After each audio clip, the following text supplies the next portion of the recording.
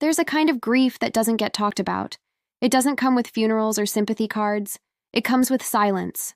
A long, echoing silence from someone you raised. You're left wondering, what happened? Why did they cut me off? Was it something I said? Was it because I finally said no? This is for the parents who feel like they've been erased. Not because they were cruel, not because they were absent, but because they stopped giving and started needing. For some adult children, a parent's love is expected to be endless. Endless support, endless help, endless giving. But the moment that flow stops, whether it's money, time, or emotional labor, so does the relationship. This isn't a fringe experience. It's becoming alarmingly common. A 2023 study by the Cornell Family Reconnection Project found that 1 in 3 estranged parents said the fallout began over refusing continued financial support. 40% of parents in the study reported being ghosted after setting a personal boundary, such as saying no to frequent childcare or moving in with them. Let's be clear, this isn't about parents who were abusive, manipulative, or harmful.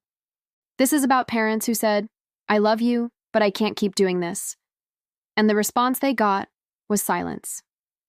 Let's go deeper. Meet Dolores, 74. She and her husband helped their daughter buy her first home, paid for the wedding, watched their grandson every weekend.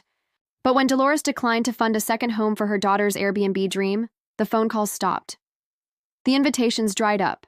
That was 3 years ago. "I still send birthday cards," she says, "but I don't know if they're even opened." Then there is Ralph, 70. His son, in his mid-30s, wanted help getting out of debt. Ralph agreed to help. Once. But when the requests kept coming and he said no, his son accused him of not being there for him. They haven't spoken since Thanksgiving 2021. "I'd give him anything," Ralph says, "but at some point I realized he wasn't calling to talk. He was calling to take." These stories aren't rare. They're quietly being lived out in homes all over the world. And the shame that comes with them, that's what keeps so many parents silent. So how did we get here? Why are so many adult children ghosting their parents? Not because of trauma, but because of unmet expectations. Experts point to a cultural shift. We're living in an age of hyper-individualism, where cutting off toxic people is not just accepted, it's encouraged, even celebrated. But not every no is toxic. Not every boundary is betrayal. Dr. Joshua Coleman, a psychologist and leading voice on family estrangement, says, "Some estrangements are the result of children prioritizing their needs to an extreme, where the relationship becomes conditional, entirely based on what the parent can still provide. In short, parents become obsolete once they stop being useful." Let's not ignore the role of influencers, healing culture, and social media. There are thousands of TikTok videos encouraging adult children to cut the cord, block the negativity, and protect your energy. But there's a difference between cutting off abuse and cutting off someone who simply had limits. There's no roadmap for a parent when love turns transactional. There's no manual for what to do when the people you gave your life to only want you when there's something in it for them. You may be grieving birthdays you didn't get to celebrate, grandchildren you haven't met, the simple joy of a phone call that never comes. Psychologists call this an ambiguous loss, the pain of losing someone who is still alive but emotionally gone. And it cuts deep. It can lead to depression, anxiety, and intense feelings of failure. You might question every decision you ever made as a parent. You might wonder if you are even allowed to speak about it, because talking about being cut off can make others uncomfortable. But you are allowed. You are not alone. And no, this is not your fault. Let's flip the narrative.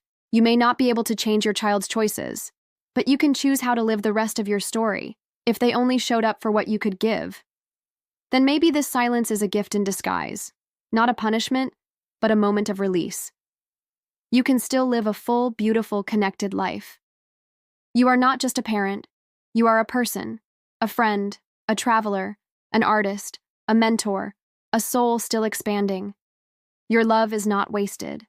It just deserves to be received, freely, not conditionally. Reconnect with your community. Join a support group. Write your story down. You never know who it might help. Invest in people who reflect the love you give. The door to your heart can stay open, but you don't have to stand in it, waiting. If you're still listening, hear this. You are not forgotten. You are not used up. You are not a failure. You were a good parent. You did your best. And your worth is not measured by who calls you back. So love boldly, live fully, and know this. The most powerful thing you can do in the face of conditional love is love yourself unconditionally. And if this message hit close to home, don't keep it to yourself. Leave a comment, share your story, or just say, "Same here." There's power in being seen, even by strangers on the internet. And hey, if you're navigating the wild terrain of aging, relationships, and all the weird, wonderful in-betweens, subscribe to Aged and Confused. We're growing a community of folks who've been through it, who get it, and who are figuring it out together, one story at a time. You're not alone here, so stick around.